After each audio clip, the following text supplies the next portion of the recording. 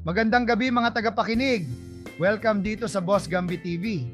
Sa araw na ito, babalik tayo sa masasayang alaala ng ating pagkabata.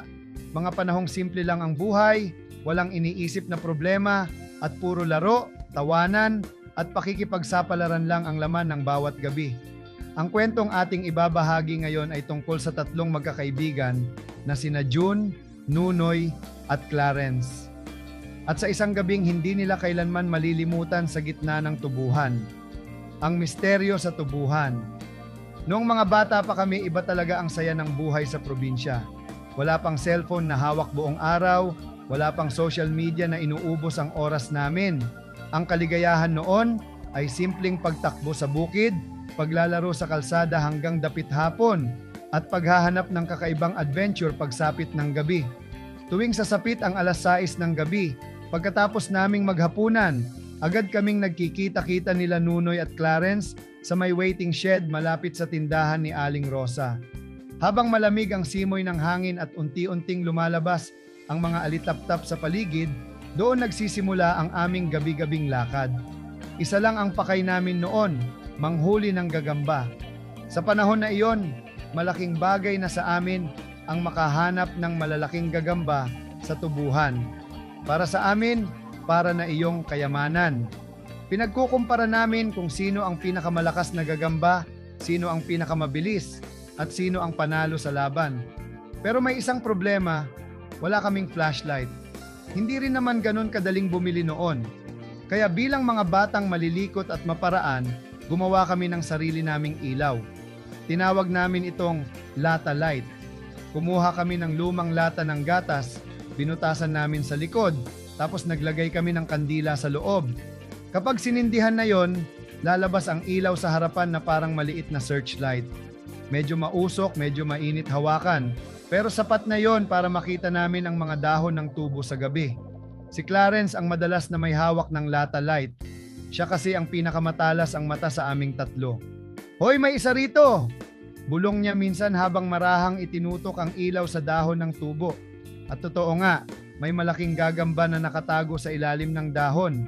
"Ang galing mo talaga makakita," sabi ni Nunoy habang namamangha. Ngumingiti lang si Clarence habang dahan-dahang inaabot ang gagamba gamit ang manipis na sanga.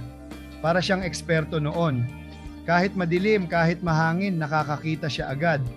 At gabi-gabi naming ginagawa iyon.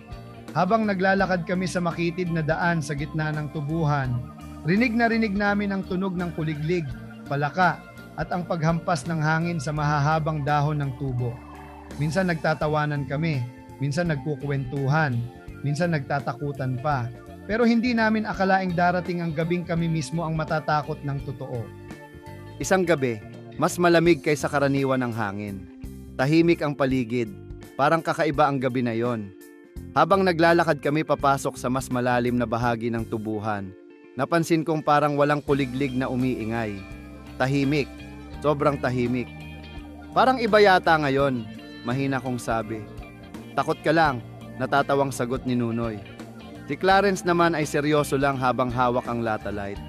Patuloy niyang iniilawan ang bawat bahagi ng dahon. Maya-maya, may nakita siyang gumalaw. "Sandali, parang may malaki rito," bulong niya. Lumapit kaming dalawa. Dahan-dahan niyang itinutok ang lata light sa may pagitan ng matataas na tubo. At doon, bigla naming nakita, may isang matandang nakaitim. Nakatayo lang siya. Hindi gumagalaw. Halos hindi namin makita ang mukha dahil natatakpan ng dilim. Pero kitang-kita namin ang maitim niyang kasuotan habang tinatamaan ng ilaw mula sa lata. Nanlamig buong katawan ko. Pakiramdam ko tumigil ang tibok ng puso ko noon.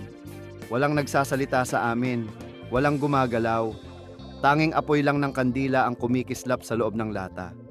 Pagkatapos, unti-unting umangat ang ulo ng matanda at tila tumingin diretso sa amin. "Takbo!" sigaw ni Nunoy. At sabay-sabay kaming nagsitakbuhan palabas ng tubuhan.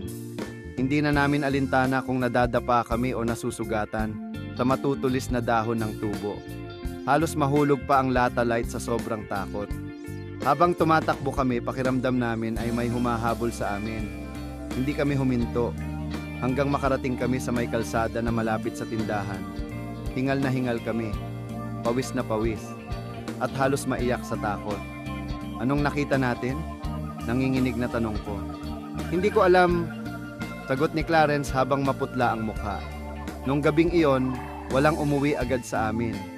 Naupo muna kami sa waiting shed habang tahimik na nakatingin sa dilim. At simula noon, hindi na kami bumalik sa bahaging iyon ng tubuhan kapag gabi. Pero habang tumatagal at tumatanda kami, napapangiti na lang kami tuwing naaalala namin ang gabing iyon. Dahil doon namin naranasan ang totoong saya ng kabataan. Yung simpleng kandila lang, masaya na kami. Yung simpleng paghuli ng gagamba, pakiramdam namin malaking adventure na. At yung mga gabing magkakasama kami, iyon pala ang mga alaala na habang buhay naming dadalhin. Ngayon, may kanya-kanya na kaming buhay. May trabaho, may responsibilidad, may mga problemang iniisip araw-araw. Pero minsan, masarap pa ring balikan ang mga panahong wala pang problema at puro laro lang ang nasa isip namin. At para sa ating mga tagapakinig, sana kahit saglit ay naibalik namin kayo sa masasayang alaala ng inyong pagkabata. Dito na nagtatapos ang ating kwento ngayong araw dito sa Boss Gambi TV. Maraming salamat sa inyong pakikinig mga tagapakinig. Huwag kalimutang mag-like, share at subscribe para mas marami pa tayong mapakinggang kwentong nakakatakot, nakakaaliw at punong-puno ng nostalgia. Hanggang sa susunod na kwento mga tagapakinig.